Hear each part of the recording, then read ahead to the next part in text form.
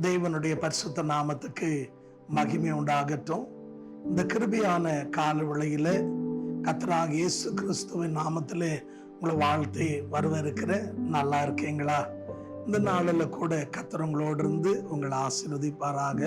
என்னோடு கூட பரிசுத்த வேதாகமத்தில் மத்தேயு எழுதின சுவிசேஷம் 5ஆம் அதிகாரம் 13ஆம் வசனத்தை தேவ மகிமைக்கா நீங்கள் வாசித்து பாருங்கள். ஆண்டவராகிய இயேசு கிறிஸ்து சொல்லும்போது நீங்க பூமிக்கு உப்பாயிருங்கள். உப்பு சாரமற்று போனா வெளியே விசடிக்கப்படவும் காலால மிதிக்கப்படவும் அன்றி வேற ஒன்றுக்கும் அது பிரயோஜனமா இருக்காது என்று கர்த்தருடைய வார்த்தையை நாம் பார்க்கிறோம். அன்பான சகோதரனே சகோதரியே, ஆண்டவராகிய இயேசு கிறிஸ்து அவர் இந்த மலையின் மேல பிரசங்கம் பண்ணும்போது அங்க கூடி வந்த திரளான ஜனங்களை பார்த்து ஆண்டவர் சொல்றாரு, நீங்க உப்பாயிருங்க. காரணம் என்னன்னா, கலிலேயாவுல உள்ள மக்கள் பெரும்பாலும் யாருன்னா விவசாய இனத்தை சார்ந்தவர்கள், பாமர மக்கள், படிப்பு இல்லாதவர்கள். ஆகையால அவர்கள் புரிந்து கொள்ள வண்ணமா அவர்களுக்கு ஏற்றபடி அன்பான தேவ ஜனமே லகுவாய் கர்த்தருடைய வார்த்தையை அவளோடு பேசுகிறத நாம் பார்க்கிறோம். காரணம் என்னன்னா, உப்பு பயன்படுத்தாத மனுஷனே உலகத்துல யாருமே இல்லை. ஏதோ ஒரு விதத்துல எல்லா மனுஷனும் என்ன பண்றாங்க, கண்டிப்பா உப்பை உபயோகப்படுத்துகிறான். ஆனா ஆண்டவர் அன்பான தேவச்சனமே அவர்களை எல்லாரையும் பார்த்துட்டு நீங்க பூமிக்கு உப்பாயிருங்கன்னு ஆண்டவர் சொல்லல. ஆனா ரட்சிக்கப்பட்ட என்னங்க, தேவனை அறிந்த தேவனை பின்பற்றுகிறேன் என்று சொல்ற உன்னையும் என்னையும் நம்மையும் பார்த்து ஆண்டவர் சொல்றாரு, நீங்க பூமிக்கு உப்பாயிருங்க என்று சொல்லி. அன்பான சகோதரனே சகோதரியே, இந்த உப்புக்குள்ள நீங்க பார்த்தீங்கன்னா ஒரு தன்மை இல்லை, இதுல பல தன்மை இருக்கிறது. முதலாவது உப்புக்குள்ள இருக்கிற அன்பான தேவ ஜனமே என் தன்மை என்னன்னு கேட்டீங்கன்னா, முதலாவது அது வெண்மை ஆனது, வெள்ளையாயிருக்கும். கிறிஸ்துவ வாழ்க்கையில அன்பான தேவ ஜனமே நமக்குள்ள என்ன இருக்கக்கூடாதுன்னு கேட்டீங்கன்னா, ஒளிவு மறைவு இருக்கக்கூடாது. நம்ம திறந்த புத்தகம் போல எல்லாரும் எப்ப வேணாலும் நம்ம வாழ்க்கையை பார்க்கிற விதமா நம்மளோட வாழ்க்கை இருக்க வேண்டும். அதுலயும் விசேஷமா கிறிஸ்துவலா இருக்கிற நீங்களும் நானும் வெண்மையா இருக்க வேண்டும்.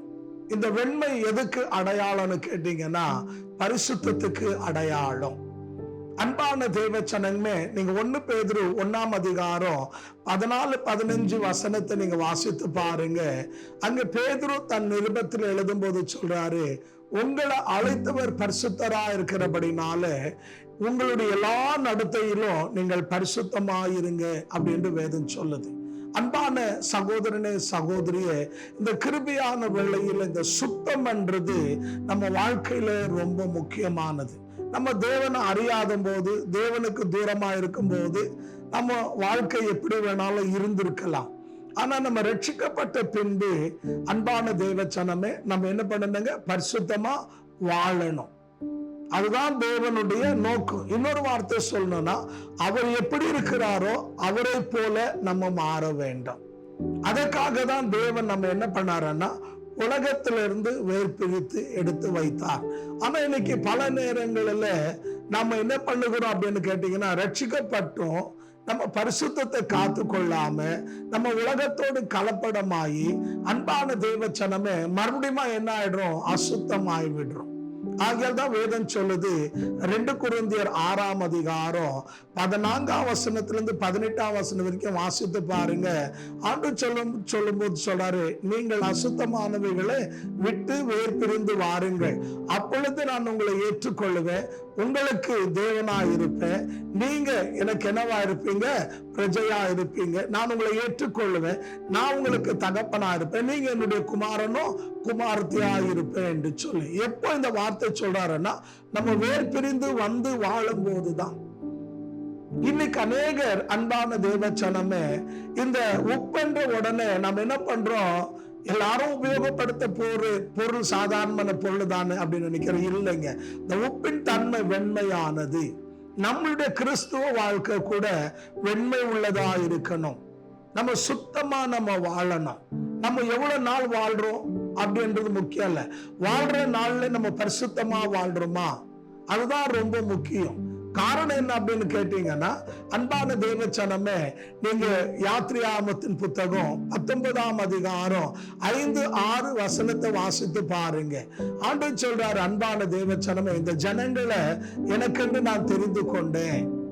தேவன் நம்மளை என்ன பண்ணிருக்கிறார்னா தெரிந்து கொண்டிருக்கிறார். எதுக்காகனா நம்ம தேவனை போல பரிசுத்தமா வாழணும்ன்றதுக்காக.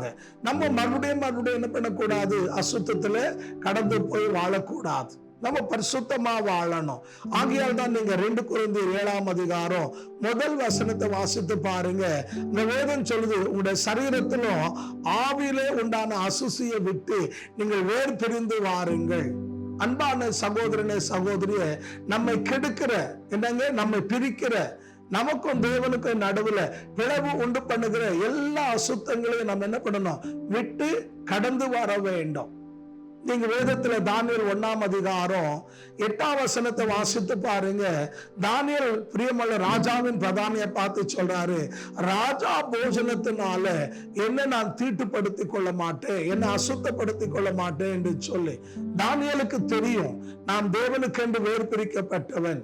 ஆகையால அவர் தேசம் விட்டு தேசம் போயிருந்தாலும், என்னங்க, அந்நிய தேசத்துல அவங்க அடிமைகளாய் கொண்டு போகப்பட்டிருந்தாலும், அவங்க எங்க இருந்தாலும் அன்பான தேவச்சனமே தங்களை கரைப்படுத்திக் கொள்ள, தங்களை அசுத்தமாக்கி கொள்ள அவங்க விரும்பவே இல்லை. அவங்க பரிசுத்தமாக வாழ்ந்தார்கள். ஆகையால இன்றைக்கு இந்த வார்த்தை கவனிக்கிற என் அன்பு சகோதரனே சகோதரியே, நம்முடைய வாழ்க்கையில பரிசுத்தம்ன்றது ரொம்ப முக்கியம்.